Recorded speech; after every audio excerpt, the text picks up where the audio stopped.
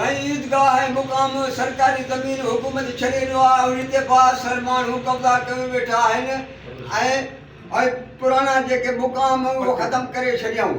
इन जे करे महिरबानी करे असांखे इंसाफ़ खपे।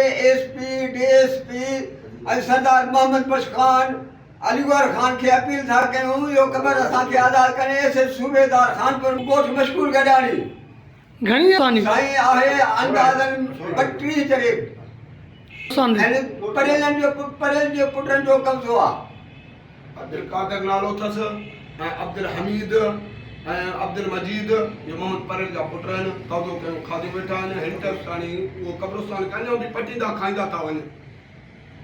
ज़मीन अटकल साईं 32 जरे आहे बासर माण्हुनि कब्रिस्तान ते कब्ज़ो कयूं वेठा आहिनि। इहा सभु पुराणो कब्रिस्तान आहे। कब्रिस्तान खे मिसमार करे आबादी करे आबाद में अॼु बि मीडिया जे ज़रिए बि असां ॾेखारे सघूं था। उते हर बि लॻल आहिनि।